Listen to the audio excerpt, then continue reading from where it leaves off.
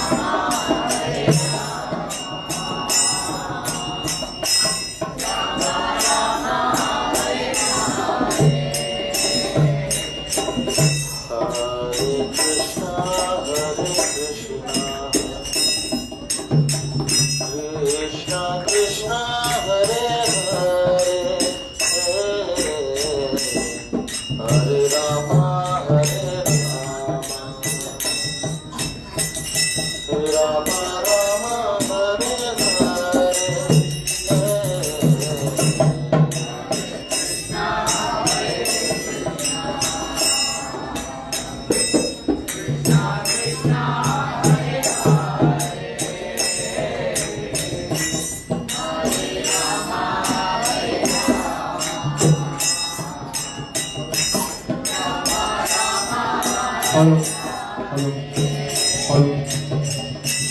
hello, hello, hello. Krishna Krishna Hare Hare, Hare Rama, Hare Rama, Rama Rama, Hare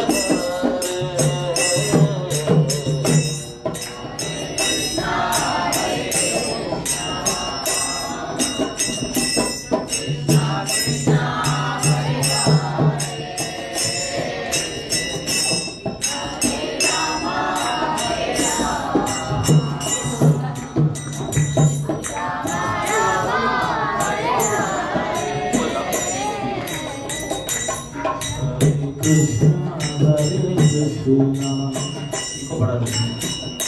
Krishna Krishna Hare Hare,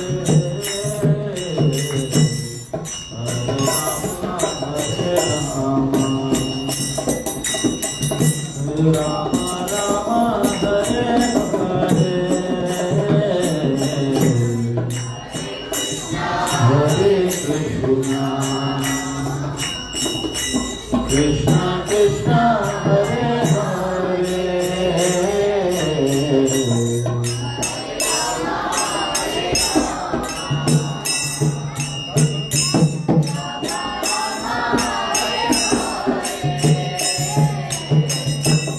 हरे कृष्णा कृष्णा कृष्णा हरे हरे, हरे Ram Ram Ram Hare Hare,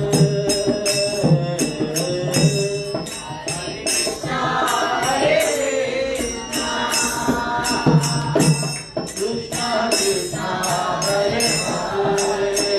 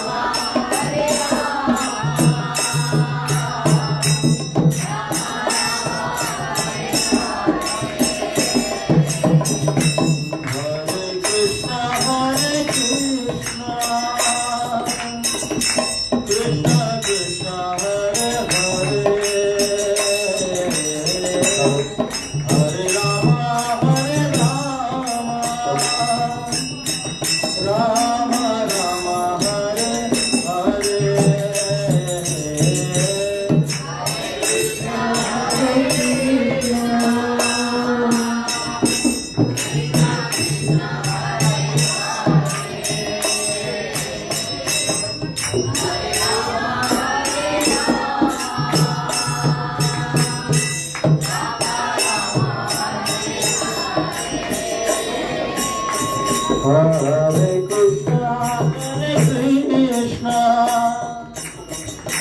Krishna Krishna, Hare Hare,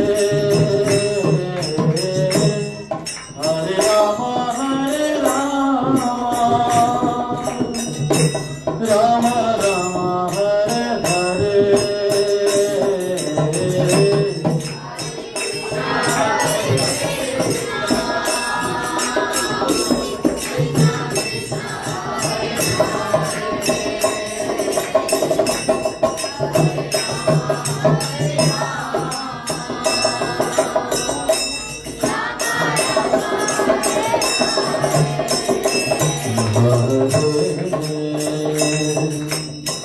Krishna Hare Krishna, Krishna Krishna Hare Hare,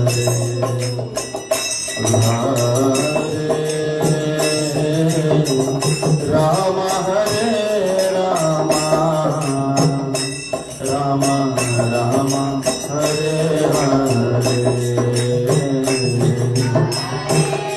Hari Bol.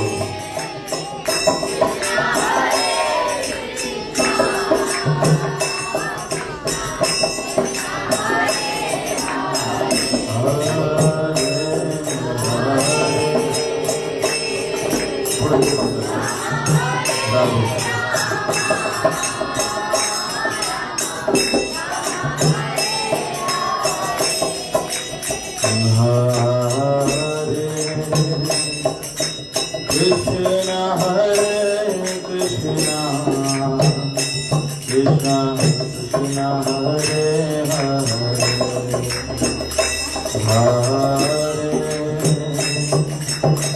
Rama Hare Rama, Rama Rama Hare Hare.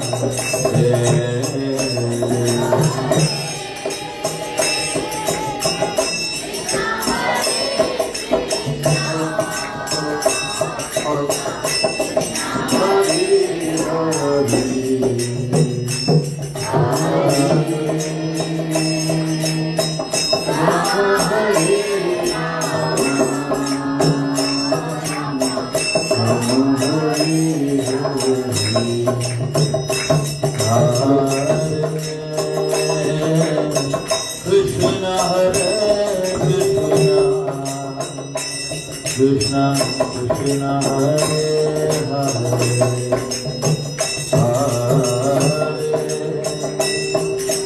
Rama Hare Rama, Rama Rama Hare Hare.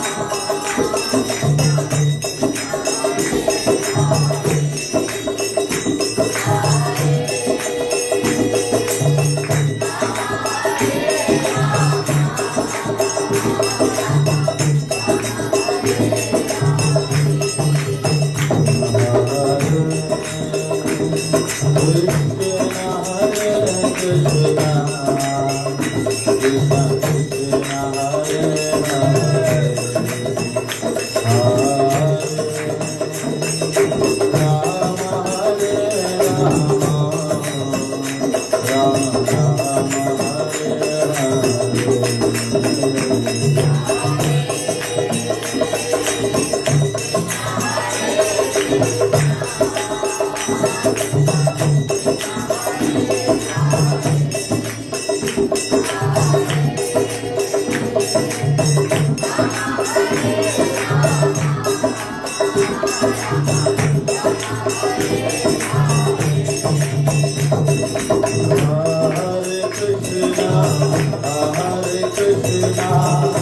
Krishna Krishna Hare Hare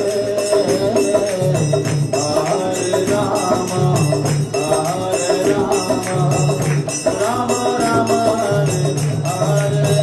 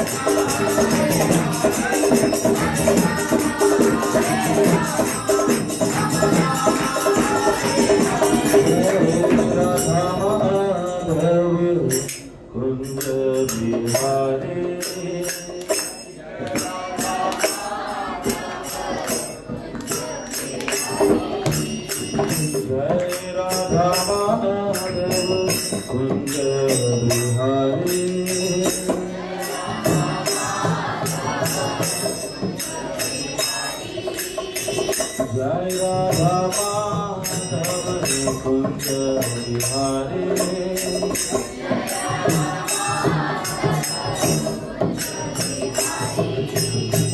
Gopi Jana Vallabha Girivardhari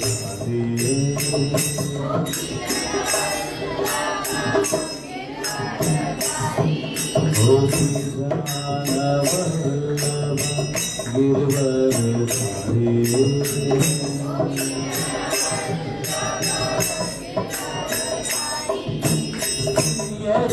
Yashodanandan Braj जन रंजन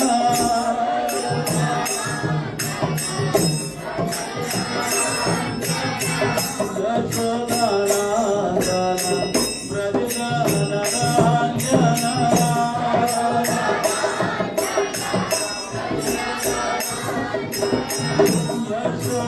यशोदानंदन ब्रज जन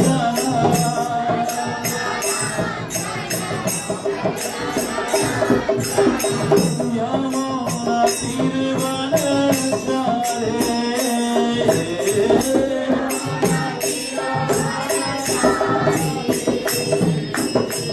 यमुना तीर one चारे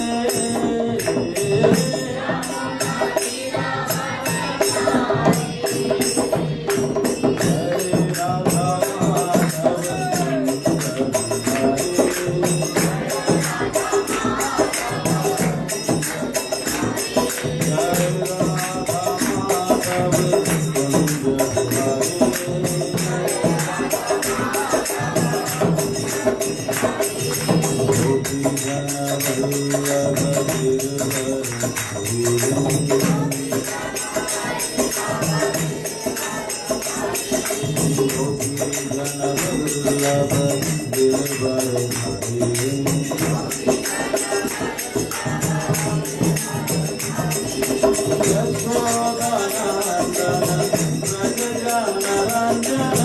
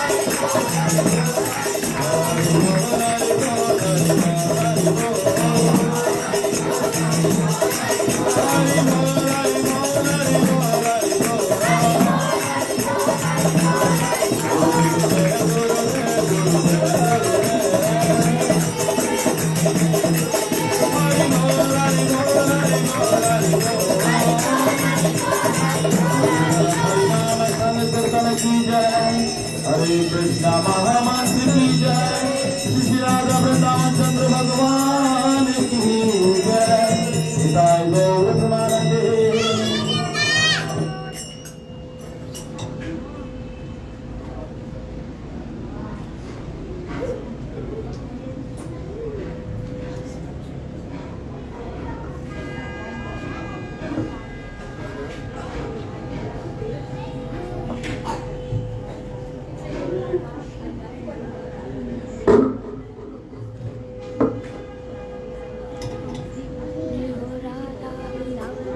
चेतना कैसे हो? ठीक हो? अच्छा।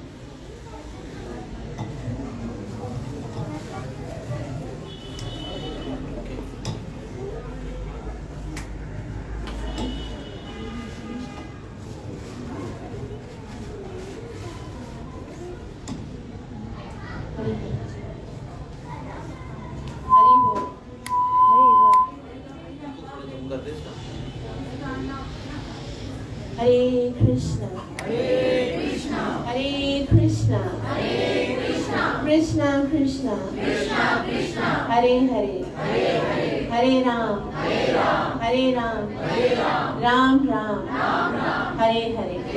ग्रंथ राज श्रीमद् भागवतम महापुराण की प्राण प्रिय श्री राधा वृंदावन चंद्र भगवान की नित्य लीला प्रवेश में चरणारविंद कृष्ण कृपा मूर्ति भक्ति विधान स्वामी प्रभुपाद की सतगुरुदेव महाराज की। कृष्ण कथा में आप सबका हृदय की गहराई से हार्दिक स्वागत है। परम सौभाग्य है कि हम श्री राधा वृंदावन चंद्र के चरणों में बैठकर गुरु महाराज के छत्र छाया में भगवान की कथा को श्रवण करने के लिए एकत्रित हुए हैं। और आज हम श्रीमद् भागवतम के दशम स्कंद के चैप्टर नंबर 17 को पढ़ेंगे, 17 अध्याय, जिसमें बहुत ही सुंदर भगवान के लीलाओं का बखान है। इस आध्यात्मिक जगत में प्रवेश करने से पहले गुरु और गौरांग से कृपा की याचना करते हुए मंगलाचरण करेंगे, ताकि हम जो कुछ श्रवण करने वाले हैं उसका पूरा पूरा लाभ प्राप्त हो सके, जो कि है की प्राप्ति। ओम नमो भगवते वासुदेवाय। ओम नमो भगवते वासुदेवाय। ओम नमो भगवते वासुदेवाय।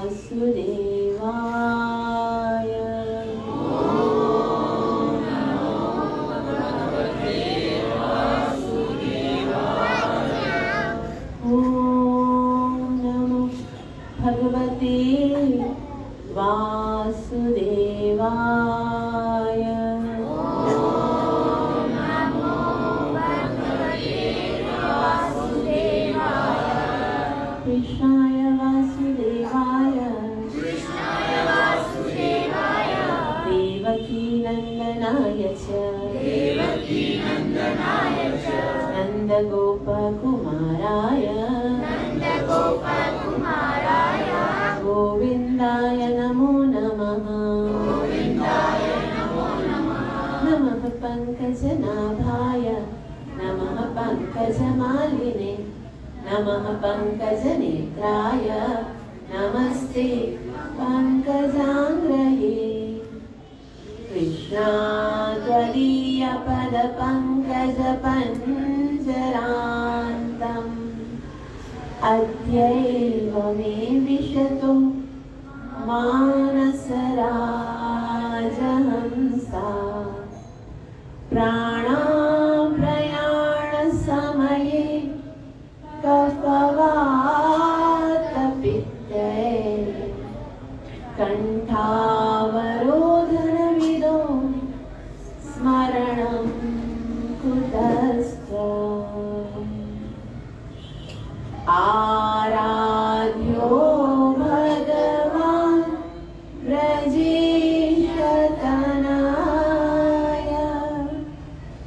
तद्धाम वृन्दावनम् रम्याकाचिदुपासना व्रजवधू वर्गेण या कल्पिता श्रीमद्भागवतं प्रमाणममलम् प्रेम पुमर्तो महा श्रीचैतन्य महाप्रभु मतमिदं तद्राधरो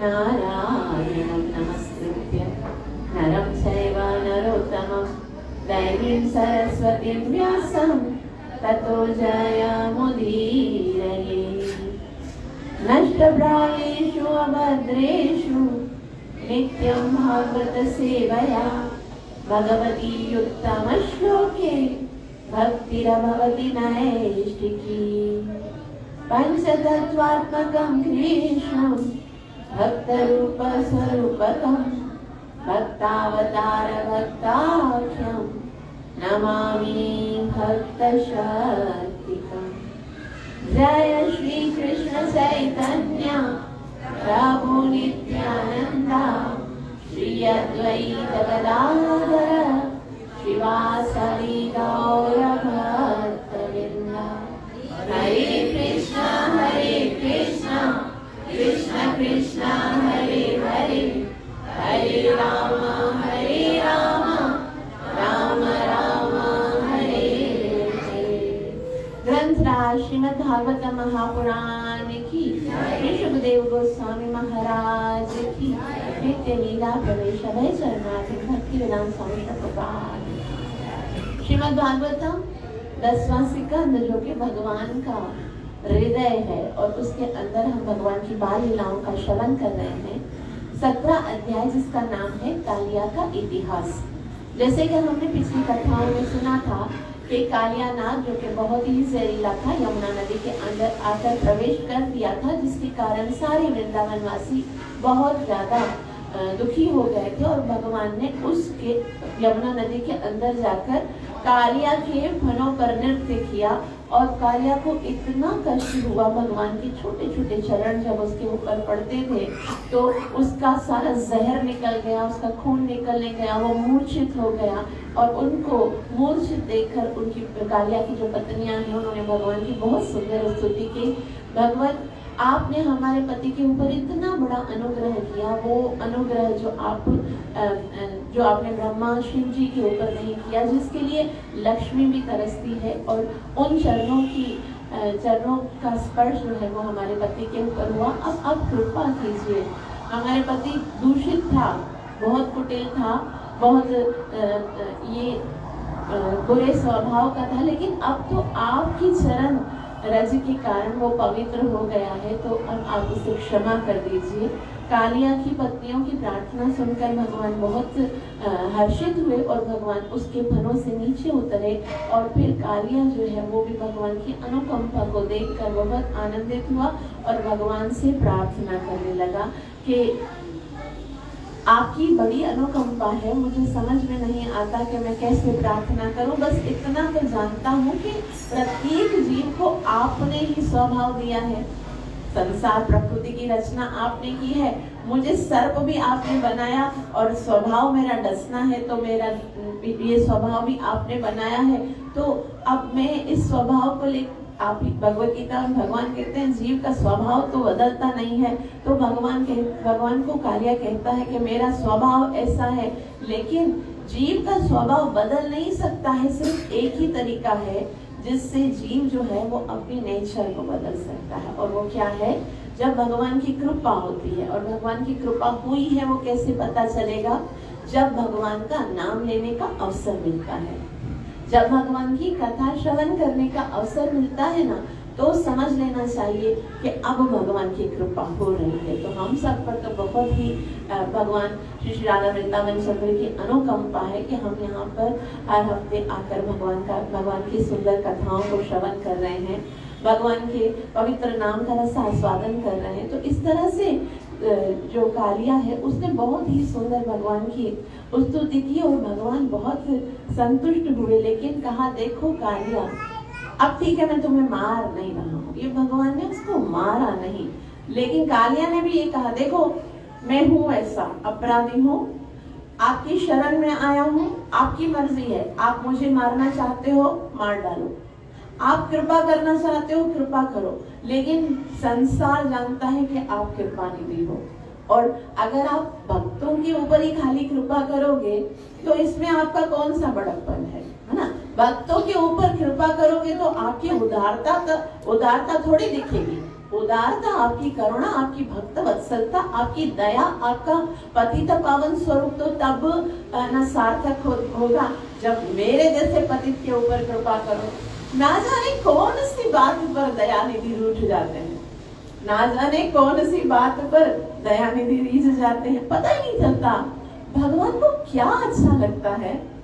अगर अब हम कालिया का इतिहास पढ़ेंगे ना, कालिया ने जीवन में कोई अच्छा कार्य नहीं किया और आकर सारे वृंदावन वासियों को कितना दुखी किया, फिर भी भगवान ने अपने चरण का स्पर्श किया। भगवान के चरण का जो नख है ना, खाली नख, उसको देखने के लिए देवता तरसते हैं। और वो जो गंगा जिसमें स्नान करके हम पवित्र होते हैं ना, खाली जब भगवान ने वामन अवतार लिया था ना, वो जो कारण समुद्र का जल है उस पे खाली भगवान का वो छिद्र हो गया था। जब वो जो परत है सत्य लोक से ऊपर, उसमें नख टच हुआ था और छिद्र से वो जो गंगा जल, वो जो जल उतरा था, भगवान के नख को खाली स्पर्श हुआ था, वो गंगा नदी बन गया। और करोड़ों जो युगों से जो है वो सबको पवित्र कर रहा है। उस नख की स्तुति करने के लिए 33 करोड़ देवी देवता आए थे यहाँ पर। और भगवान उस चरण को, जिसको स्पर्श करने के लिए लक्ष्मी सरसती रहती है, उसको कालिया के सर्प के फन पे रखते, जिसने कोई पुण्य नहीं किया, जिसने कुछ नहीं किया, बस इतना कह दिया, मारो या तारो जो मर्जी तुम्हारी, तुमको अच्छा लगता ना मेरे साथ करो। तो भगवान को क्या अच्छा लगता है? भगवान को कृपा करना अच्छा लगता है। तो जो भगवान से कुछ मांगते हैं वो कुछ पा लेते हैं, लेकिन जो भगवान से कुछ नहीं मांगते वो सब कुछ पा लेते हैं। तो कालिया ने तो भगवान की कृपा प्राप्त कर, लेकिन फिर भी भगवान ने कहा, देखो मार नहीं रहा हूं तुमको, लेकिन अभी यहाँ से निकलो। ये तो सुंदर स्थान है, तुम्हारे जैसे विषैले सर्प के लिए नहीं। मेरे ब्रजवासी को भयभीत होते हैं, मेरी गैया मेरे बछड़े यहाँ से जल पीते, और तुम तो बहुत जहरीले हो, तो मेरे धाम में तुम्हारे लिए कोई स्थान नहीं है। अब यहाँ से मैं आपको एक और सुंदर बात बताना चाहती हूँ, वो ये कि ब्रज लीला में, भगवान की लीलाओं में जितने भी राक्षस हैं वो वास्तव में हमारे अनर्थ हैं। ऐसा मत समझिएगा वो राक्षस कालिया था, वो पूतना थी जिसको भगवान ने मारा, वो तृणावर्त था, वो अगासुर था, उसमें वो सब हम ही हैं। आपको लगेगा भाई ये तो गलत बात है, हम तो नहीं है, हमने तो ऐसा नहीं किया। वास्तव में हमारे हृदय के अंदर जो अनर्थ है वही वो राक्षस का स्वरूप धारण करके भगवान के समक्ष खड़े होते हैं। तो कालिया कौन सा अनर्थ है हमारे हृदय का? कालिया है हमारे हृदय की ईर्ष्या, हमारे हृदय का जो अहंकार है वो कालिया का स्वरूप, जैसे काम, क्रोध, लोभ, मोह, मद, मात्सर्य, ये जो अहंकार है, जो मात्सर्य है, जो हम दूसरों को सुखी नहीं देख सकते, दूसरों को आनंदित नहीं देख सकते। हम समझते हैं कि जो अगर कोई हमसे आगे निकलता है तो हमें दुख होता है कि हमसे आगे क्यों निकला है, और हमसे ये सहन नहीं होता है। तो ये अहंकार, ये ईर्ष्या, जिसे हम दूसरों का आनंद नहीं सेच सकते हैं कि कोई व्यक्ति वो प्राप्त करे जो हमारे पास ना हो, और इसके कारण हम हमेशा क्रूर रहते हैं दूसरों से, हृदय हमारा क्रूर रहता है। तो कालिया जो है वो उस क्रूरता का, उस अहंकार का प्रतीक है। तो ये क्रूरता हमारे हृदय से कब निकलेगी? ये अहंकार। अभी भगवान इसी लीला के अंदर हमें ये भी बताते हैं कि वो अनर्थ क्या है और उसका शमन कैसे होता है। तो क्रूरता तो तब तक नहीं निकलेगी जब तक कि भगवान के चरण हमारे सर पर नहीं आएंगे। ये ईर्ष्या जो है, भगवान श्री कृष्ण भगवद गीता में अर्जुन को बोलते हैं, ये ज्ञान उसको कभी मत सुनाना जो कि ईर्ष्या रखता है मुझसे। जो ईर्ष्या है, जिसके अंदर क्रूरता है, जिसके अंदर अहंकार है, तो वो कैसे खत्म होगी? जब भगवान के चरण सर पे आएंगे। और चरण सर पे कैसे आएंगे? जब भक्तों का संग होगा। चैतन्य महाप्रभु कहते हैं, भगवान की कृपा प्राप्त करने का एक ही उपाय है बस, कि आपको साधु संग करना है, भक्तों का संग करना है। तो भक्त के कैसे खबर पड़ेगी कि ये भक्त हैं? खाली मेरे नाम के पीछे आगे लगा दिया जाए भक्त, तो भक्त नहीं होंगे। भगवान Shri Krishna chapter number 10 verse number 9 में बताते हैं कि भक्त किसे कहते हैं? मच्चित्ता मद्गतः प्राणं बोधयन्तः परस्परं कथयन्तश्च मां नित्यं तुष्यन्ति च रमन्ति च। मेरे भक्त वो हैं जिनका चित्त सदैव मुझ में लगा होता है। मद्गतः प्राणं, मेरे अंदर, मेरे नाम के अंदर, मेरी कथा के अंदर वो इतना तो तल्लीन होते हैं कि थोड़ी देर के लिए भी, एक दिन के लिए भी यदि नाम जप करने का अवसर ना मिले, यदि भगवान की सेवा करने का अवसर ना मिले, जब भी भगवान की भक्ति करने का अवसर, मद्गतः प्राणं, वो जान निकलने लगती है उनकी। ऐसे भक्त होते हैं जो मुझसे दूर नहीं रह सकते। और कैसे होते हैं? उनका स्वभाव क्या होता है? कथयन्तश्च मां नित्यं, जब बोलते हैं तो मेरे विषय में बोलते हैं, और जब मेरे विषय में सुनने को मिलता है, मेरे विषय में बोलने को मिलता है, मेरा पवित्र नाम जप करने का मिलता है, तो लगता है बस दुनिया मिल गई। तुष्यन्ति च रमन्ति च, और कुछ नहीं चाहिए, बस ऐसे ही जीवन बीत जाए, नाम लेते रहें और भगवान की कथाओं को श्रवण करते रहे। तो ऐसे भक्तों का यदि संग मिलता है तो फिर भगवान की कृपा होती है, जिसके कारण हमारा अहंकार नष्ट हो जाता है। तो इस तरह से अभी भगवान ने कालिया को वहां से भगाया, और साथ में भगवान ने 2 बातें बताई कि इस कथा को पढ़ने से क्या मिलेगा। किसी को याद है? लास्ट वीक में मैंने बताया था नेक्स्ट क्लास में कि 2 चीजें होंगी। जो इस कालिया की कथा पढ़ेगा उसको क्या मिलेगा? यस, नहीं, क्या होगा? उसको सांप नहीं डसेगा, सांप से सुरक्षित रहेगा। और दूसरी क्या बताई थी? दूसरा क्या बताया था कि अब ये कालिया के निकल जाने के बाद, क्योंकि भगवान ने इस यमुना नदी के अंदर प्रवेश किया था और नृत्य किया था, तो ये इतनी पवित्र हो गई है इस नदी कि इसके अंदर जो भी आएगा, जो भी स्नान करेगा, जो भी इसका पान करेगा, जो इसका जल देवताओं को तर्पण करेगा, अपने पूर्वजों को देगा, उन सबको मुक्ति प्राप्त हो जाएगी। तो ये कितना सुंदर भगवान ने उसको वरदान दिया। तो हमको क्या करना चाहिए? यमुना नदी के अंदर जाकर तर्पण करना चाहिए, और उसमें सारे पाप भी नष्ट हो जाएंगे। पता है क्या है? पाप नष्ट करने के बहुत सारे तरीके बताते भगवान, है ना? ऐसे बता, नाम संकीर्तनम यस्य सर्व पाप प्रणाशनम। नाम संकीर्तन से पाप नष्ट हो जाते हैं, गंगा नदी में जाने से पाप नष्ट हो जाते हैं, और एकादशी का उपवास रखने से पाप नष्ट हो जाते हैं। पाप नष्ट करने के तो बहुत सारे तरीके हैं, लेकिन हमारा प्रॉब्लम पाप नष्ट करना नहीं है। पाप एक बार नष्ट हो जाते हैं, फिर वो हम वापस आते हैं, और अपनी जो स्वभाव है हमारा पुनः पुनः चरितम वापस से वही पाप करना शुरू कर देता है। तो ये जो फैक्ट्री है ना पाप बनाने की, पाप करने की फैक्ट्री खुली रहती है। एक स्टॉक खत्म होता है, किसी तरह से खत्म करते हैं, तो दूसरा तो पूरा बंडल तैयार होता है। गोडाउन बड़ा हुआ है, आपको चिंता करने की जरूरत नहीं है, बहुत सारा पाप।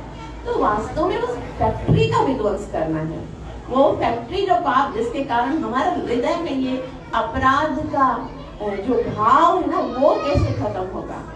तो वो केवलया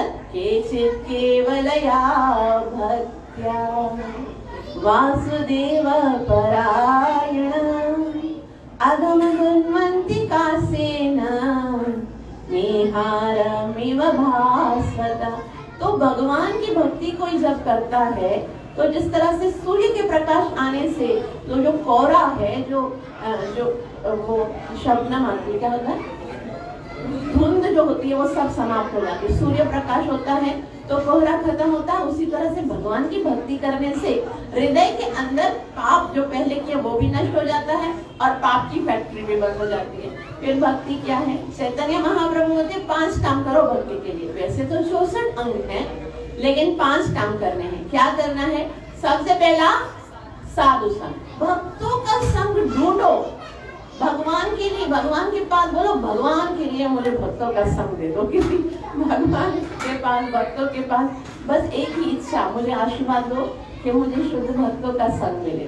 तो पहले से ही वो फैक्ट्री जो है ना वो बंद होना शुरू हो जाएगी। जैसे भक्तों के संग रहेंगे, उसके साथ साथ क्या करेंगे, हरि नाम का संकीर्तन करेंगे और उसके साथ साथ भागवतम को श्रवण करेंगे।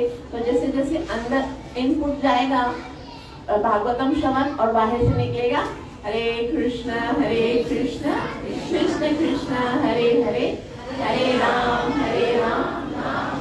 तो क्या होगा, वो फैक्ट्री जो है ना वो टूट जाएगी। और उसके बाद हम क्या करेंगे, अलसा हृदय की सेवा करेंगे। तो उससे हमारा जो संबंध है वो भगवान से जुड़ जाएगा और फिर धाम वास जाकर, मतलब हम इतने पवित्र हो जाएंगे कि भगवान के धाम में जाने के योग्य हो जाएंगे। तो यहाँ तक हमने पढ़ा। आज जो है इतना सुनने के बाद परीक्षित महाराज एक क्वेश्चन करते हैं कि ये आखिर कालिया इधर आया क्यों था? ये तो नागों के रहने की जगह नहीं ना। देखो सब लोग अपने अपने स्थान में रहते हैं। नागों के रहने की जगह समुद्र होता है। यमुना तो छोटी सी नदी है, तो नदी में तो नाग नहीं रहते हैं। तो श्रीराजो वाच, परीक्षित महाराज पूछते हैं, नागालयं रमणकं कथं तत् याजकालय कृतं किं वा सुपर्णस्य तेनैकेन समञ्जसम्। कालयं रमणकं, ये कालिया नाग, ये जो नाग हैं उनके रहने का स्थान तो क्या है, रमणक द्वीप है। कथम त्याज्यात कालिया, तो कालिया ने अपना स्थान क्यों छोड़ा? भाई अपने घर में रहना चाहिए ना, दूसरों के घर में जाके क्यों रहा? तो उन्होंने क्यों जगह छोड़ी? कृतम किम वा सुपर्णस्य, और जो भगवान का वाहन गरुड़ है वो आखिर तेने का ना समंजस, उसकी क्या शत्रुता थी? क्या शत्रुता थी कि वो वहां पर रमण द्वीप पे जा रहा था? तो उसने बोला था ना भगवान को कि भाई मैं रमण द्वीप में जाऊंगा तो फिर तो मुझे गरुड़ खा जाएगा। तो गरुड़ उसको क्यों खाना चाहता था? क्या दुश्मनी थी? वो ना सुखदेव गोस्वामी से परीक्षित महाराज पूछते हैं। तो इतिहास बताते हैं कि आखिर यहाँ पर कालिया आया क्या था और हुआ क्या था।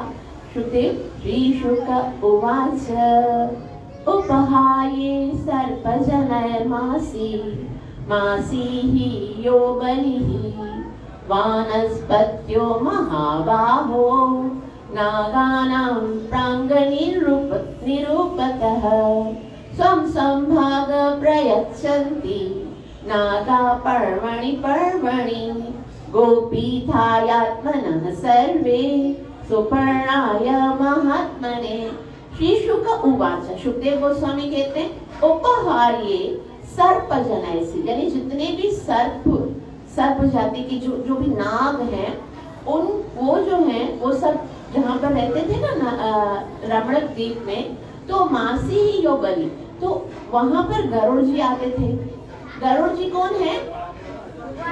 भगवान के वाहन है।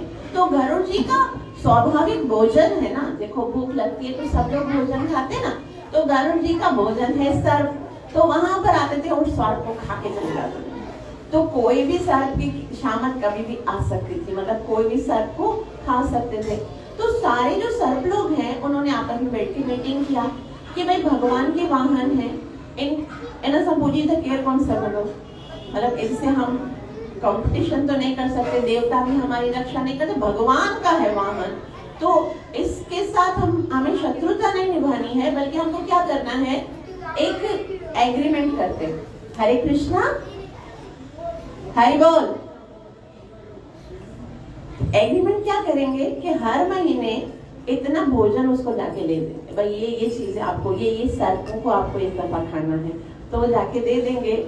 और फिर क्या होगा, तो इससे एक निश्चित हो जाएगा कि भाई पता चलेगा कि भाई इस दफा ये जाने वाले हैं, वरना तो हर वक्त ये लगेगा पता नहीं किसको लेके जाएगा, पता नहीं किसको खा जाएगा। तो सारे हैं वानपत्यो महाबाहो नागानाम प्रांग निरूपणम, पहले से ही निश्चित हो गया। और एक वृक्ष था वानपत्य, उसके नीचे उसका भोजन रख दिया जाता था, किसका, गरुड़ जी का।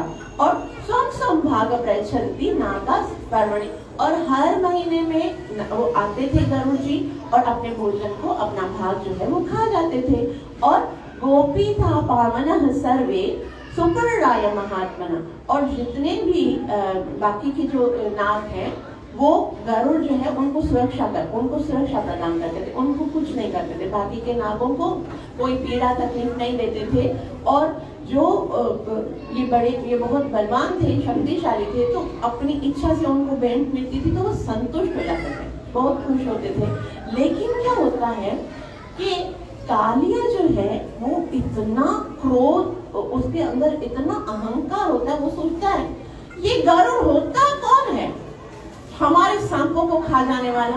अब सांप का एक स्वभाव है, पता है क्या, वो बड़ा सांप होता है ना, वो छोटे सांपों को खा जाता है।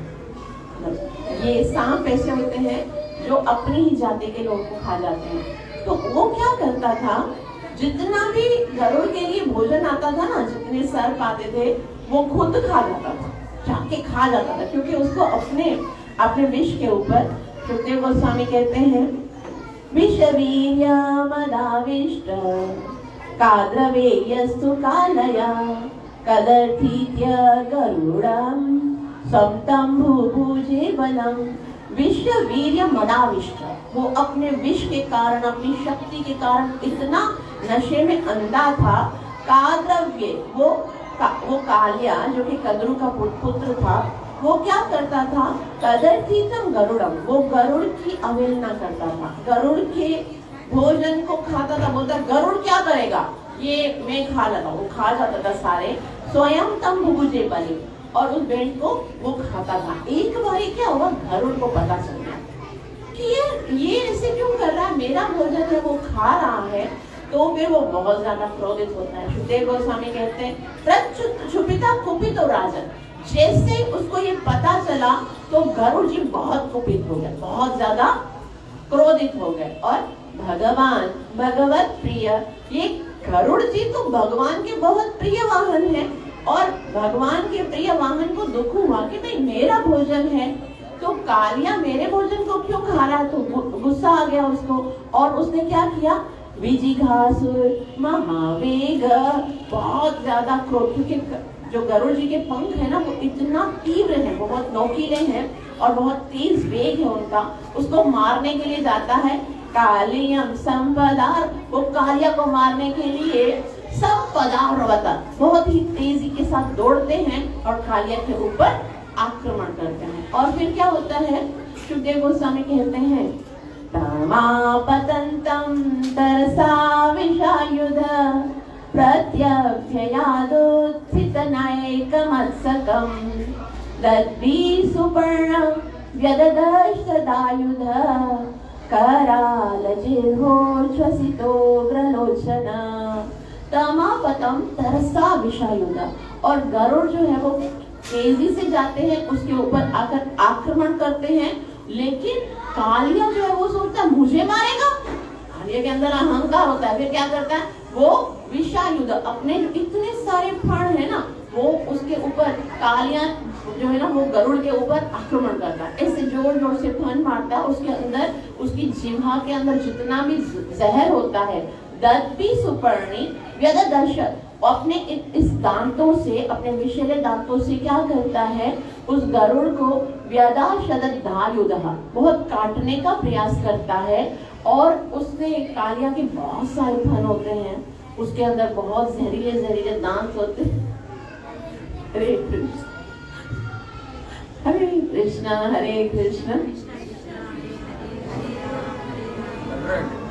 तो क्या कहते हैं, कराल जिह्रा से, तो उनके जो है ना, उनकी बहुत ही भयावनी आंखें होती हैं, जीभ जो है वो बहुत जहरीली होती है, और उसको हिला हिला कर, काट कर गरुड़ जी को वो भयभीत करने का प्रयास करते हैं। लेकिन गरुड़ जी वो तो कोई साधारण है ही नहीं। गरुड़ जी ने पहले तो सोचा ये शायद मान जाएगा थोड़ा सा खाली फुंकार करने से, लेकिन नहीं माना। तो गरुड़ जी क्या करते हैं, दंताक्ष पुत्र सनिरस्य मन्युमान प्रचंड वेगो मधुसूदनासन प्रक्षेण वेन हरण्योचिचाशया जघान कद्रुसुतमोग्र विक्रम दंताक्षपुत्र। गरुड़ किसके पुत्र हैं, कश्यप जी के पुत्र हैं।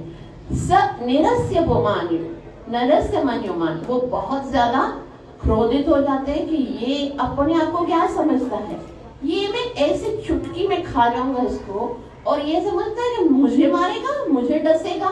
तो क्रोध से अपने पंख को झटकते हैं। प्रचंड वेगो, बहुत उनका जो वेग है ना, गरुड़ जी भगवान के वाहन हैं, तो वो कैसे चलते होंगे, उनका जो उनके पैरों में पता है एक इतना सुंदर जो ध्वनि होती है। जब वो गरुड़ जी जब चलते हैं ना, तो सामवेद, जो सामवेद के मंत्रों की ध्वनि उनके पैरों से निकलती है। और सारे जो मतलब भगवान अंदर जो गुण है ना, वो सारे उस भगवान के अंदर से सांसों से ध्वनि निकलती है, तो वो कैच करते हैं। और इतना प्रचंड वेग, मधुसूदन आसना, क्योंकि वो भगवान के आसन हैं, भगवान उन पर बैठते हैं, तो उनके अंदर कितनी शक्ति है। प्रक्षेण स्वेयेन हिरण्ययोचिषा, हिरण्यरोचिषा, फिर वो क्या करते हैं, जोर से अपना जो लेफ्ट वाला पंख होता है, बाएं तरफ का, वो इतना तेज है, हिरण्यरोचिषा, उसके अंदर सोने के जैसी चमक होती है, उसके जो पर होते हैं उसको जोर से वार करता है। जीघान कद्रु सुतमोग्र विक्रम, वो कद्रु का पुत्र जो ये नाग है, कालिया नाग, उसके ऊपर इतना प्रचंड पराक्रम जब देखता है, तो वो जो है ना, वो बहुत भागता है कि अब तो मुझे मार डालेगा। कालिया इतना भयभीत, गरुड़ उसके पीछे पीछे क्रोधित होकर, अब तो मैं बताता हूँ, तुम मुझे डसना चाहते हो, एक तो मेरा भोजन खा गए, ऊपर से मेरे को डसना चाहते हो, सबर कर तुमको बताता हूँ मैं भी कौन हूँ। तो मैं भी कश्यप का पुत्र हूँ, भगवान मधुसूदन का आसन हूँ, भगवान मुझ पर विराजमान होते हैं, आप मुझे समझ क्या रखते हो। तो ऐसे इसके पीछे पीछे आते हैं, और कालिया नाग आगे आगे भाग रहे हो, कालिया नाग जा रहा है, पीछे पीछे गरुड़ जी आ रहे हैं, कहीं पर उनको जगह नहीं मिलती है। जाहिर सी बात है, गरुड़ की गति कितनी तेज है, वो भला कैसे बचेगा। तो शुकदेव गोस्वामी कहते हैं कि सुपर्ण पक्षाभिहितं कालयोतीव बहवला, जैसे ही गरुड़ के पंख से चोट, सुपर्ण पक्षाभिहितं, जैसे ही गरुड़ जी ने उसको अपने पंख से चोट मारी है, कालिया अतीव बहवला, कालिया जी जो है वो बहुत ज्यादा बेहबल हो जाते हैं, बहुत ज्यादा चोट खाकर बिल्कुल मूर्छित हो जाते हैं। अब वो जगह ढूंढते हैं कि मैं कहाँ जाऊँ, कैसे सुरक्षा प्राप्त करूँ। अचानक से उनको पता चल जाता है, कहाँ से पता चल जाता है, ये लिखा हुआ नहीं है, लेकिन पता चल जाता है कि एक स्थान ऐसा है जहाँ पर गरुड़ जी नहीं जा सकते। तो फिर वो क्या करते हैं, वो उसी स्थान की ओर भागते हैं। हृदय विवेश कालयंदी, वो उस नदी के, वो यमुना नदी के निकट में जो नदी है, हृदय है, उसके अंदर जाता है। तदगम्यम दुरासदम, वहां पर क्योंकि गरुड़ जी नहीं जा सकते, तो उधर आकर वो छिप जाते हैं कि मुझे अभी वहां पर कुछ भी सुरक्षा होगा, वहां पर कोई भयभीत होने की आवश्यकता नहीं। क्यों? क्योंकि वहां पर गरुड़ जी नहीं आ सकते। तभी परीक्षित महाराज बोलते हैं, भाई गरुड़ जी क्यों नहीं जा सकते? ऐसी क्या बात है कि वो जगह पर गरुड़ जी, हालांकि वृंदावन तो भगवान का धाम है और सारे भक्तों को भगवान के धाम में जाने की परमिशन, फिर गरुड़ जी को वृंदावन में नदी में जाने की क्यों परमिशन नहीं है? फिर परीक्षित महाराज बताते हैं, तत्रेकदा जलचरं गरुड़ो पक्षमीप्सितं निवारित सौभरीणा प्रहस्य क्षुदितोरहम्। तत् एकदा जलचरम, एक दफा की बात है, वंस अपॉन अ टाइम क्या हुआ था कि गरुड़ो भक्ष्यमीप्सितम, गरुड़ को बहुत ज्यादा भूख लगी। हरे कृष्णा हरे कृष्णा। गरुड़ जी को बहुत ज्यादा भूख लगी तो उसने क्या सोचा कि मुझे क्या करना चाहिए, अभी भोजन खाना चाहिए। तो गरुड़ जी क्या करते हैं, एक उसी यमुना नदी में जाते हैं और वहां पर निवारित सोभरीणा, वहां पर सोबरी ऋषि जो है वो तपस्या करते हैं। सोबरी एक ऐसे ऋषि हैं जिन्होंने यमुना नदी में बहुत हजारों साल तक तपस्या की थी, बहुत तपस्या की थी। राजा राम प्रभु बताते थे इतनी तपस्या की थी कि वहां पर जल में, जैसे आप लोगों ने कभी काई देखी है जल के अंदर, बहुत देर तक अगर कोई ना ऐसे ग्रीन कलर का पूरा काई हो जाता है तो उसका पूरे शरीर पे ना काई लग गई थी। इतनी तपस्या की थी कि वो पता ही नहीं चलता था, ऐसा लगता था कि जल का ही कोई है ना पार्ट है वो ऐसे बन गया था। तो जब भी गरुड़ जी को भूख लगी तो उसने क्या सोचा, चलो अभी मैं यमुना नदी में कुछ मच्छियां निकाल के खा जाता हूँ। अभी गरुड़ जी जो है उनका स्वाभाविक भोजन है, वो खा सकते हैं। तो वो मछलियों को खाने के लिए अंदर प्रहस्य क्षुदितोरहम्, तो क्योंकि वो भूखा थे तो उसके कारण वो अंदर जाके मछली खाना चाहते थे, उनका स्वाभाविक स्वभाव है। तो किसी भी जीव को जो भगवान ने स्वभाव दिया है वो प्रकृति है। जैसे कोई बिल्ली अगर चूहे को खाती है तो वो अपराध नहीं कर रही है। अगर ना जैसे कोई चिड़िया किसी कीड़े को खाती है तो अपराध नहीं होता है, वो उनका स्वभाव है। उनको भगवान ने ऐसा ही शरीर दिया है तो वो ऐसा ही भोजन खाते हैं। लेकिन सोबरी ऋषि ने देखा कि ये यहाँ पर मच्छियां खा रहा है तो उसने ना उसको मना किया, देखो तुम यहाँ पर खाओ नहीं, यहाँ से निकलो यहाँ से, नहीं भोजन नहीं खाओ।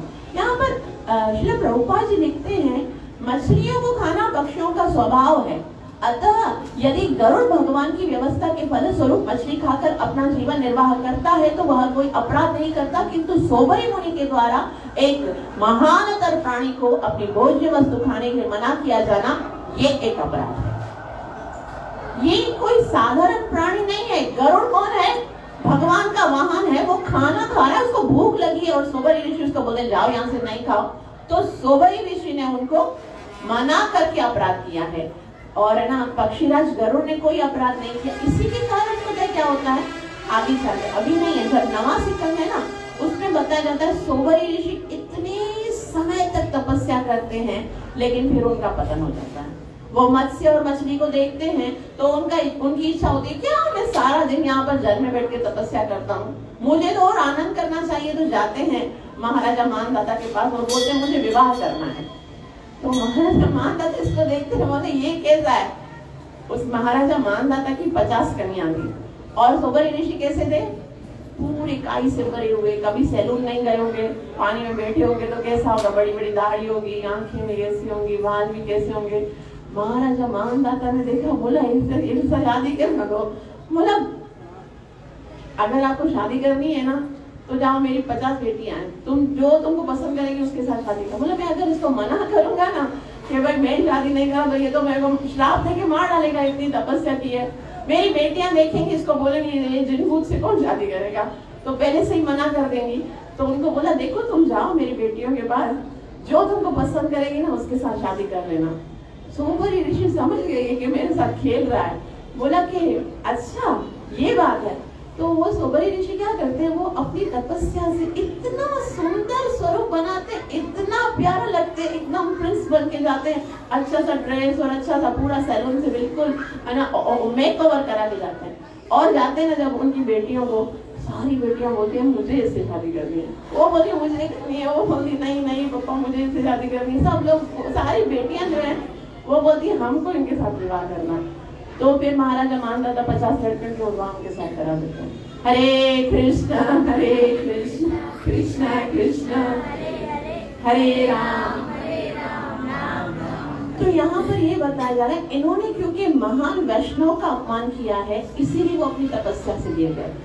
हमको कभी भी वैष्णव चाहे कुछ भी कर रहे, वैष्णव क्रिया मुद्रा न विज्ञ, हमको नहीं पता वो क्या कर रहा है। कोई अगर वैष्णव है, कोई सन्यासी है, कोई भक्त है, जो भी कर रहा है ना, आपको उसके ऊपर जजमेंट करने की जरूरत नहीं कि वो गलत है या सही है। वो जो कर रहा है वो जाने और जो भगवान जाने, ठीक है ना। हमारा क्या अधिकार है, अपनी ओर देखे ना।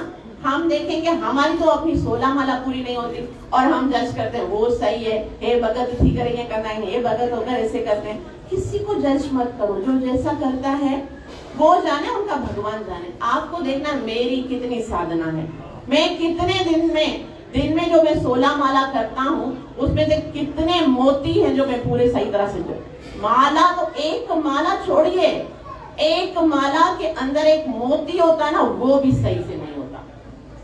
16 माला में से एक माला तो साइड में रखिए, उसके अंदर जो एक महामंत्र है ना, हरे कृष्णा कृष्ण कृष्ण हरे हरे राम राम राम, वो एक महामंत्र भी अच्छे से नहीं कर पाते हैं और हम आ रहे हैं दूसरों पर आरोप लगाने के लिए कि वो सही नहीं है।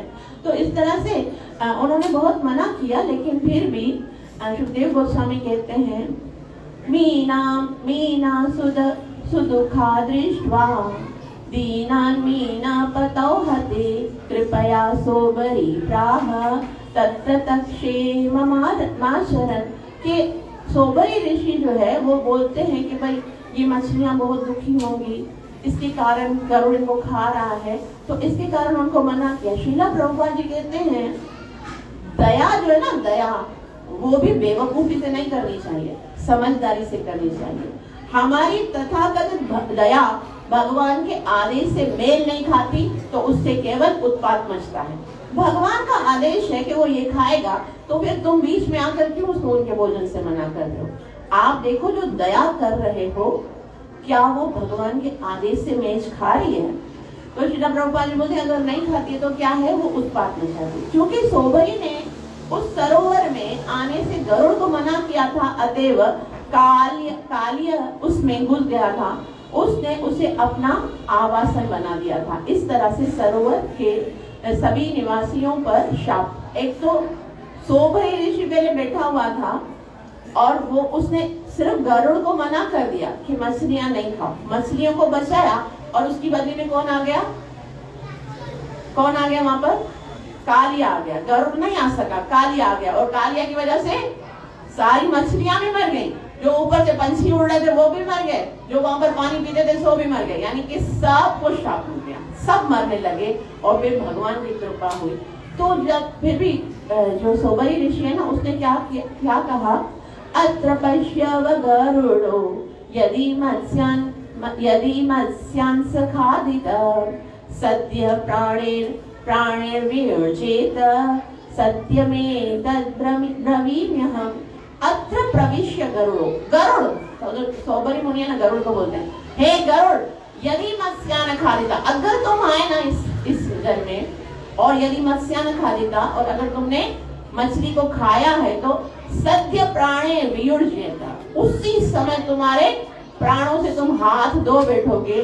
सत्यमेतद् ब्रवीम्यहम्, मैं सत्य कहता हूं, मैं तुमको श्राप देता हूं।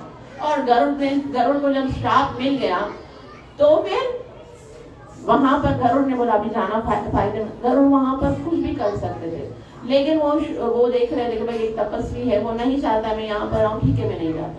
भगवान के भक्त जो होते हैं ना, वो उत्तर नहीं देते, ठीक है, अगर कोई हमारे साथ कुछ बुरा करता भी है ना, तो भी उसका प्रतिरोध नहीं करते हैं। उससे उनको श्राप दिया था कि बदले में तो गरुड़ जी भी कुछ कर सकते थे, लेकिन गरुड़ जी जो है उन्होंने स्वीकार किया, ठीक है प्रभु आप यहाँ पर अपनी तपस्या कीजिए, मैं जा रहा हूँ। और उसके बाद नहीं आया वहां पर, लेकिन तत्कालया परम वेद, कालिया को पता चल गया। हालांकि नान्य क्वेश्चन ले लिया, दूसरे पक्षियों को, दूसरे सर्पों को ये चीज पता नहीं थी कि यहाँ पर गरुड़ जी नहीं आ सकते, इसीलिए वो रमण द्वीप में जाकर बैठे हुए थे और रोजाना भोजन रखते थे। लेकिन कालिया को पता चल गया था, आविष्यत गरुड़ भीतम, इसीलिए वो गरुड़ के भयभीत से वहां पर आ गया। कहां पर? उस यमुना नदी में आ गया। कृष्णेन च विवासिता, और फिर वहां पर भगवान श्री कृष्ण ने आए और उसको वहां से विवासिता भगा दिया। पहले तो वो आए, तो फिर वहां पर आकर कृष्ण ने उसको भगा दिया। तो ये इतिहास है, दोनों का इतिहास है कि कालिया क्यों आया था वहां पर और गरुड़ जी क्यों नहीं आ सके। उसके बाद सुखदेव गोस्वामी वापस रिटर्न करते हैं, वहां पर आते हैं। भगवान ने कालिया नाग को वहां से निकाल दिया और स्वयं जब वापस बाहर आते हैं, उस समय सारे ब्रजवासी वहां पर तट पर खड़े भगवान को देख रहे थे। उनको तो लगा था कि अब कृष्ण हमें मिलेंगे वापस या नहीं मिलेंगे। कितने भयभीत थे, कितने ज्यादा। आप सबको उनकी दशा याद होगी, जब कालिया उसको अपने अंक में डाल के भगवान को ऊपर आ रहे थे तो उनकी तो जान निकल रही थी। और अब जब भगवान ने कालिया को वहां से भगा दिया और बोला निकलो यहाँ से, और अब सुरक्षित जब अपने संबंधियों के पास भगवान यशोदा मैया के साथ नंद बाबा के पास को गोपियों के पास आते हैं तो इतना आनंदित होते हैं।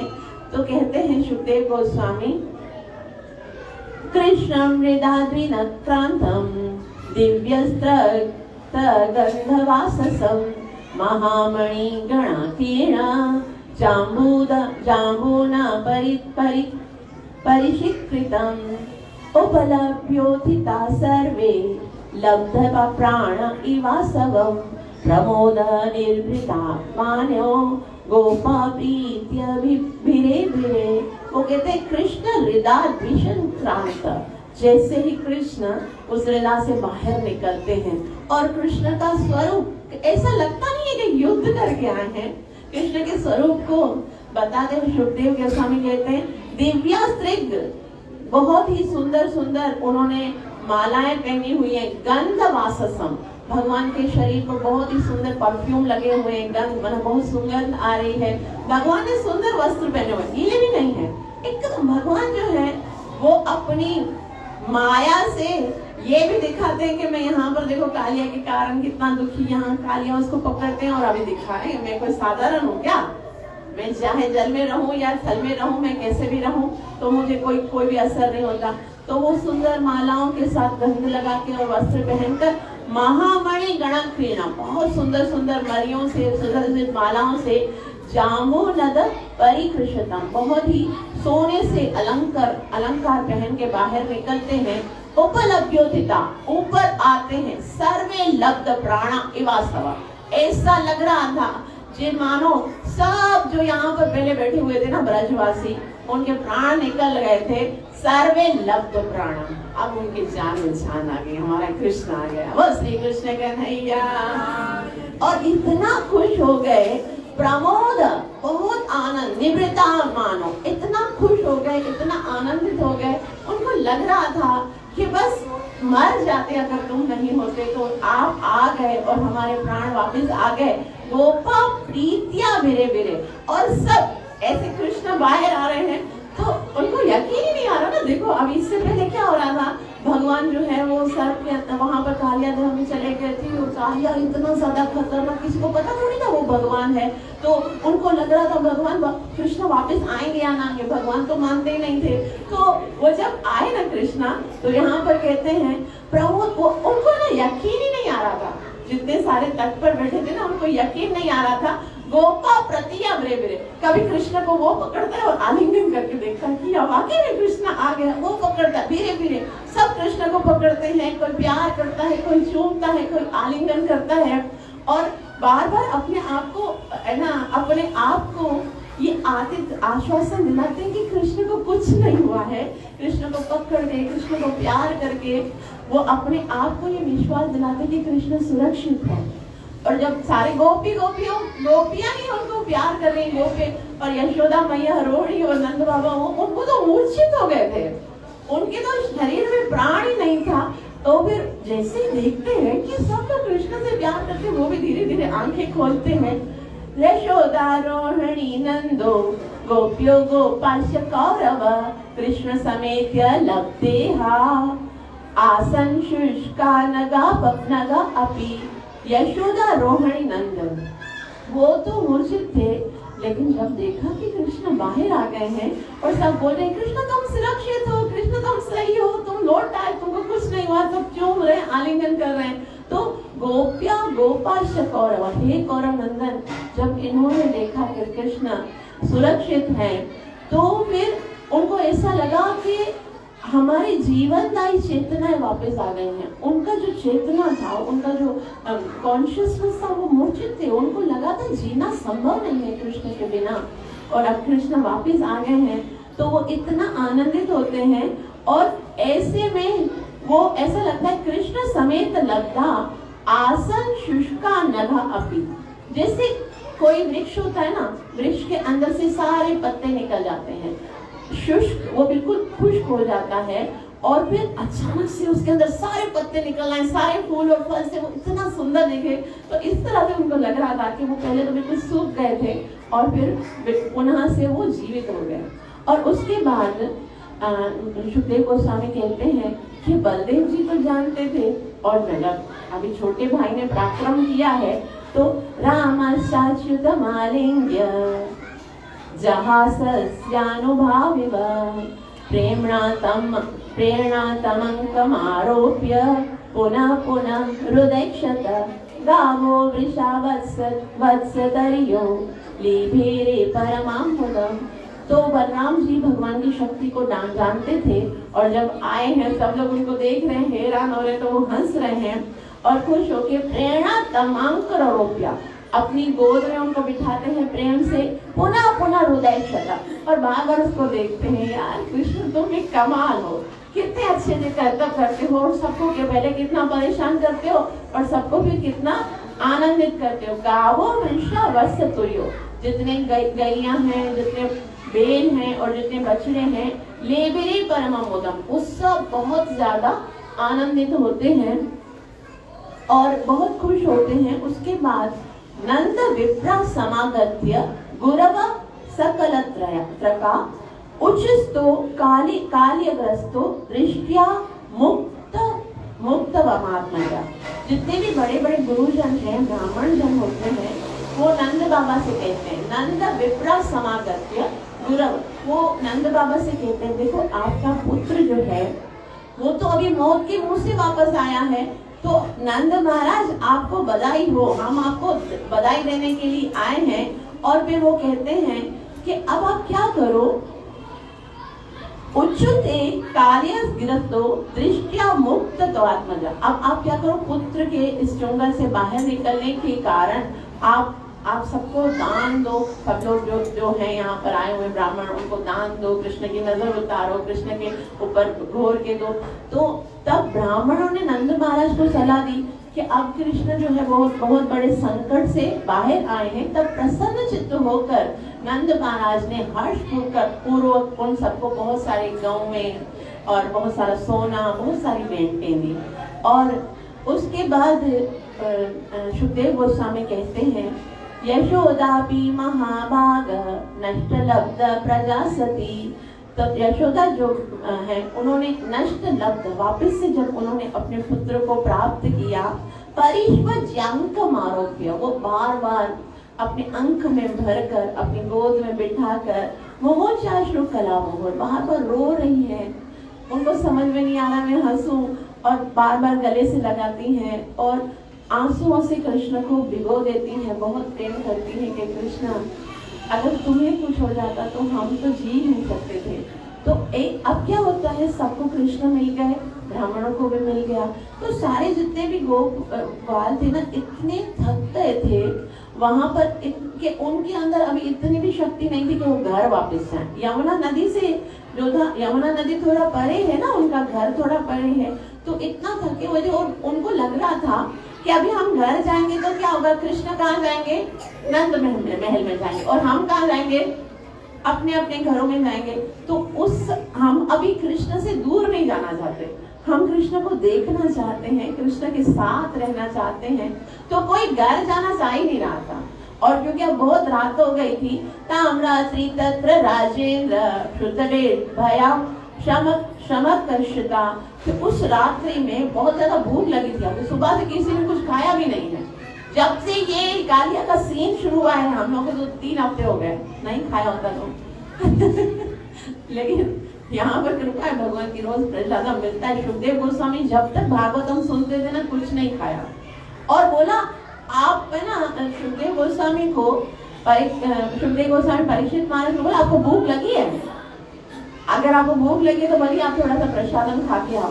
तभी बोला चुप नहीं करना, कथा बोलते जाओ, वरना अगर कथा रुक गई तो मुझे भूख प्यास लगेगी। आप बोलते जाओगे तो ये जो अमृत की वर्षा हो रही है ना, उससे मैं आनंदित होता हूँ। और हमको क्या लगता है ये कथा बंद हो तो प्रसाद मिले हमारा उल्टा होता है, हमको लगता है अभी प्रसाद का टाइम हो गया, कथा बंद ही नहीं हुआ, अभी देखो थोड़े 2-4 श्लोक रह गए। उसमें क्या लिखा है कि भूख प्यास तो लगी थी लेकिन वो जाना नहीं चाहते थे, घर जाएंगे, कुकिंग करेंगे, उसमें लग जाएंगे, भगवान से दूर हो जाएंगे। इसलिए उन्होंने क्या किया, वृंदावन के पुरुषवर योग कसो गाव, जितने भी वृंदावन के लोग हैं वो वहीं पर कालंदिया उपकूल, कालंदिया के तट पर ही वहां पर ही सो जाते, बोलते आज हम यहीं पर रहेंगे। और वहां पर जैसे ही वो रहते हैं तो वो सोए थे, अचानक से क्या होता है, तदा शुचि वनभूतो दावाग्नि सर्वतो व्रजम सुप्तम निशीथ आवृत्य प्रदग्धो मोपचक्रमे। वो अभी बैठे बैठे भगवान को देख ही रहे थे, बातें करते थे, अचानक से उन सबको नींद आने लगी। और जैसे ही वो सोए हैं तो अचानक वहां पर क्या होता है कि जैसे जंगल में जो सूखे पत्ते होते हैं वो आपस में घरसते हैं, और वहां पर दावा भी सर्वतो व्रजम, पूरे जंगल में। अभी देखो हम जाते ना यमुना नदी के पास, इतना जंगल नहीं है, उस समय में ना बहुत जंगल होता था, वृक्ष होते थे, तो वो आपस में टकराने के बाद वहां पर दावा अग्नि लग गई, जंगल में अग्नि लग गई। और सुप्तम निशीत आवृत्यम, जितने भी सोए हुए थे उन सब, वो सारे जंगल को पूरा आवृत कर दिया उस अग्नि ने, प्रदुप मुझ क्रमे, और वो सबको जलाने लगी, मतलब बहुत ज्यादा गर्मी होने लगी तो सब जलने लगे और सारे झुलसने लगे। तो वो सब शोर मचाने लगे कि अब हम कहाँ जाएं। तथा उत्थाय संभ्रांता, वो विचलित हो गए, उठ गए और दाह्य माना व्रजो कसम, वो जल रहे थे, वो सोच रहे थे अब हम बचेंगे। जंगल की आग इतनी खतरनाक होती है कि उसको कोई बुझा भी नहीं सकता, बाल्टियों से, फायर ब्रिगेड से नहीं बुझती है। तो इतनी अग्नि, अब वो इतनी अग्नि आ गई, सबको लगा अभी एक कृष्णा को बचाने वाले थे, कृष्णा तो बच गया, अभी हम सब मरने वाले, खाम खा। उनको लगा कि अब और साथ में उनको ये लगा कि बस कृष्ण को कुछ ना हो जाए, कृष्ण सुरक्षित है, बड़ी मुश्किल से कालिया से बचा। लेकिन करें क्या, कृष्णम युयुस्ते शरम, उन्होंने बोला कि ये कृष्ण जो है ना, उसके अंदर जरूर कोई चमत्कार भगवान ने डाला है। उनको ऐसा लगा कि भगवान, ऐसा नहीं लगा कि भगवान ने इसके अंदर एक अद्भुत शक्ति डाली है। कृष्णम युयुस्ते शरणम, वो कृष्ण की शरण में जाते हैं, माया मनाजुम ईश्वरम, और उनको लगता है कि ये कोई सामान्य पुरुष नहीं है, बल्कि लगता है कि भगवान ने, जो ईश्वर है, उसने अपनी बहुत सारी शक्ति इसके अंदर डाली है। इसलिए जो भी राक्षस आता है, जो भी कभी संकट आता है, जो भी प्रॉब्लम आती है, वो दूर कर देता है। इसलिए कृष्ण के पास सब जाते हैं और कहते हैं, कृष्ण कृष्ण महाभाग हे रामामित विक्रम एष घोर तमो विहीना तावकान ग्रसते हीनः। कृष्ण कृष्ण महाभाग, हे कृष्ण आप तो बहुत समस्त जितने वैभव हैं उनके स्वामी हैं, आप असीम शक्ति के स्वामी हैं। रामामित विक्रमा, बहुत ही बलवान है। तो अभी क्योंकि हम बहुत ज्यादा ऐश घोरमित वहने, ये जो अग्नि आई है उसके कारण हम बहुत ज्यादा दुखी हो गए हैं, बहुत तावकान ग्रस्ते ही न, हमें ये जला देगी, हमें ये हमको ये निगल लेगी, ये अत्यंत भयानक अग्नि है। और आपके होते हुए आपके भक्तों को कुछ कष्ट हो, ऐसा कैसे हो सकता है। हम आपकी शरण में आए हैं तो आप हमें बचाइए। और उसके बाद भगवान श्री कृष्ण जो है वो उनको देखते हैं और फिर मुस्कुराते हैं, सुदुस्तरान स्वान पाहि कालाग्नि सुहृदा विभो न शक्नोमस्त्वचरं चरणं संत्यक्तुम अकुतो भयम। भगवान जो सारे भयों को भगाने वाले हैं, वो भगवान को कहते हैं कि हम आप ही हमारे सच्चे मित्र हो, आप ही हमें समस्त दुखों से दूर कराने वाले हो। कृपा करके आप इस बहुत ही खतरनाक अग्नि से, जो कि काल रूपी अग्नि है, उससे हमारी रक्षा कीजिए। और आप क्योंकि समस्त भय को बचाने वाले, बहुत सुंदर प्रार्थना करते हैं। न शक्नोमस्तु चरणम, आपके चरणों को छोड़कर तो संसार में हर जगह भय ही भय है, लेकिन हम तो आपकी शरण में आए हैं, इसलिए कृपा करके आप हमारी इस भय से रक्षा कीजिए। और जब देखते हैं भगवान कि ये सारे भयभीत हो गए हैं उस अग्नि से, तो भगवान यह श्रील प्रभुपाद जी कहते हैं, यदि यह भयानक अग्नि हमें परास्त कर देती है, वृंदावन वासी कहते हैं कि अगर इस अग्नि के द्वारा हम परास्त हो जाते हैं तो हम आपके चरण कमलों से बिछड़ जाएंगे। मरने का हमें गम नहीं है, लेकिन आपसे दूर नहीं रह सकते हैं, हम आपसे बिछड़ जाएंगे, हमारे लिए ये असहनीय है।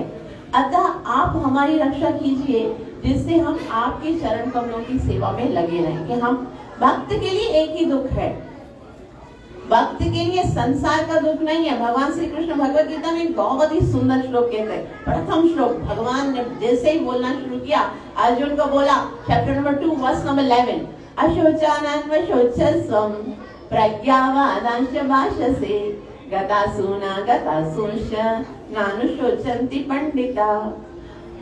अर्जुन, जो वाकई में जो पंडित होते हैं, ज्ञानी होते हैं, वो ना तो जीवित के लिए दुख करते हैं, ना ही मरे हुए के लिए दुख करते हैं। उनको कोई फर्क नहीं पड़ता, कोई जिंदा है तो वो जो भी उसका अपने कर्मों के अनुसार जी रहा है, तो हम यही कहेंगे भाई भगवान ने आपके कर्मों की सजा मिल गई। जो मर गए वो तो मर ही गए, उनके लिए क्या दुख है।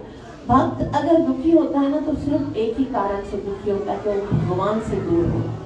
भगवान के नाम से, भगवान की कथा से, भगवान की सेवा से अगर उसको दूर कर दिया जाए तो वो दुखी हो जाए। तो सारे ब्रजवासी बोलते हैं हमको मरने से डर नहीं लगता, लेकिन आप तो यहाँ पर हो, मर के किधर जाएंगे, किसी भी लोक में जाएंगे, आप तो हो ही नहीं, इसलिए हमको मरना नहीं है, हमें आपके साथ रहना है।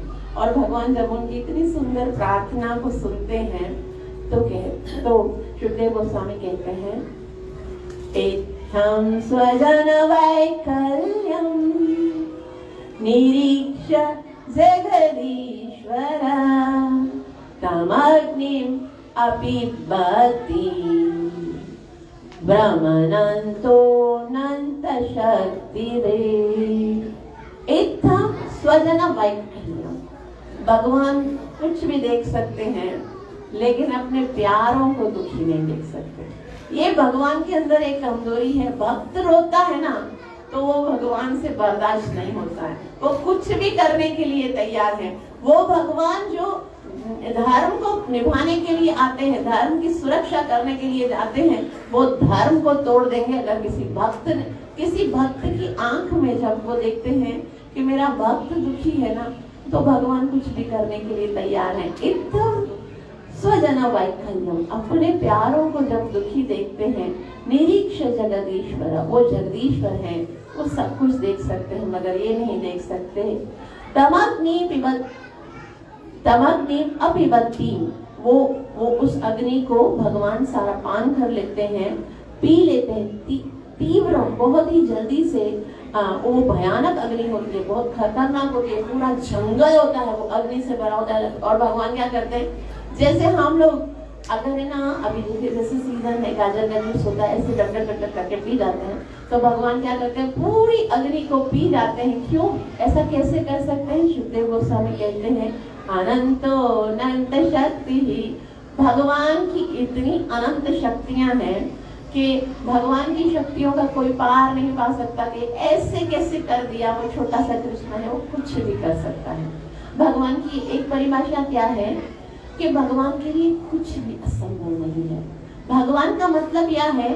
अगर कोई सरल शब्दों में आपसे पूछे ना कि भगवान का मतलब क्या है, तो बोलो भगवान का मतलब है जो असंभव को संभव करके दिखा दे, जो संभव को असंभव करके दिखा दे, जो सब कुछ कर सकता है, वो भगवान है। इसीलिए कभी भी यदि कोई प्रॉब्लम आए ना जीवन में, तो प्रॉब्लम से घबराइए मत, क्योंकि आपका कृष्ण कुछ भी कर सकता है, बस आपको खाली कृष्ण से बोलना है कि कृष्ण ये वाली प्रॉब्लम है, अब ये वाली प्रॉब्लम आपको कैसे सॉल्व करनी है। और कृष्ण अगर मारता है तो भी कल्याण होता है, यदि तारता है तो भी कल्याण होता है। कुछ लोग बोलते हैं भाई कृष्ण तो कल्याण करते हैं, कौरवों की सारी टीम को मार दिया है ना, और सारे पांडवों को है ना उन्होंने विजय प्रदान की, लेकिन मारा भी कैसे देखो, भले उल्टा उल्टा कैसे भी करके सारे नियमों को तोड़कर, लेकिन मारा कैसे, सामने खुद खड़े हैं और उनकी मृत्यु हो रही है ना। अर्जुन का रथ है, सामने कौन है, कृष्ण है, और उनको देखते देखते मृत्यु होती है। बड़े बड़े योगी, बड़े बड़े तपस्वी, बड़े बड़े सन्यासी यही तो चाहते हैं अंत समय में भगवान के दर्शन हो जाए, है ना। भगवान ने कहा अंत काले च मामेव स्मरण मुक्त्वा कलेवरम यह प्रयाति समद्भावम याति नास्त्यत्र संशय, कि आप अगर अंत समय में मुझे स्मरण करके मरोगे तो फिर आपके जन्म मरण का चक्कर खत्म हो जाएगा। तो वो मरे भी हैं तो भगवान के दर्शन करके मरे हैं, तो फिर उनका तो उद्धार हो गया, तो मार कर भी भगवान ने उनका उद्धार किया है। क्योंकि भगवान के हृदय के अंदर एक वीणा है, एक म्यूजिक है, और उसकी वजह से एक ही आवाज निकलती है, मुझे आपका कल्याण करना है। तो जैसे जैसे हम भगवान की कथाओं को सुनेंगे, भगवान के प्रति हमारा प्रेम, हमारा आकर्षण बढ़ेगा, और जैसे जैसे हमारा प्रेम और आकर्षण बढ़ेगा तो हमारा जो भौतिक आकर्षण है, भौतिक मलिनता है, वो साफ होती जाएगी और हम अपने वास्तविक स्थिति, वास्तविक उद्देश्य को प्राप्त करेंगे। यहाँ पर श्रीमद् भागवतम के दशम स्कंद के 17वें अध्याय की समाप्ति होती है, और यहाँ पर हमने पढ़ा कि किस प्रकार से भगवान अपने भक्तों के साथ प्रेम का आदान प्रदान करते हैं। आप सबका बहुत बहुत आभार जो इतना प्रेम से श्रवण किया। कृपया मुझे आशीर्वाद अवश्य दीजिए, मेरे लिए प्रार्थना कीजिए कि मैं अपनी सेवा और साधना को अच्छे से करूं और भगवान के नाम में रुचि लेकर प्रेम से भगवान का नाम ले सकूं। ग्रंथराज श्रीमद् भागवत महापुराण की, ग्रंथराज श्रीमद् भागवत महापुराण की, प्राण प्रिय श्री राधा वृंदावन चंद्र भगवान की, नित्य लीला प्रवेश भय शरणारविंद कृष्ण कृपा मुक्ति भक्ति वेदांत स्वामी श्री प्रभुपाद की। आप सबके लिए एक गुड न्यूज है कि नेक्स्ट थर्सडे को पुष्प अभिषेक है, और भगवान का पुष्प अभिषेक होता है जिसमें भगवान का अभिषेक करते हैं फ्लावर्स से। तो हम यहाँ पर भी सेलिब्रेट करेंगे, वृंदावन चंद्र का पुष्प अभिषेक करेंगे। आप सबको जो अगर किसी को इस कार्य में कोई सहायता करनी है, कोई दान देना है तो आप दे सकते हो, और आप सब भी आइएगा, अपने प्यारों, अपने प्रेमियों को, फ्रेंड्स को जरूर लेके आइएगा, ताकि हम इस उत्सव को मिलकर मना सके और वृंदावन चंद्र की असीम कृपा को प्राप्त कर सके। प्राण प्रिय श्री राधा वृंदावन चंद्र भगवान की गौर प्रेमानंद।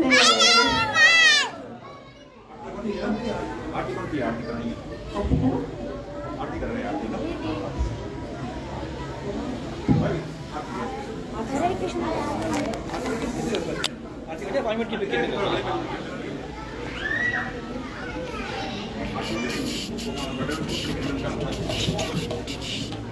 चैतन्य दादा,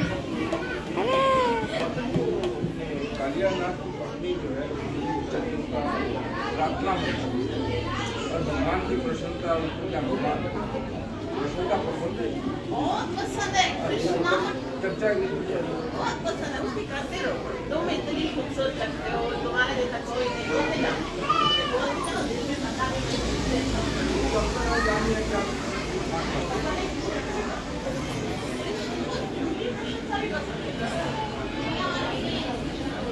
यमुना काली का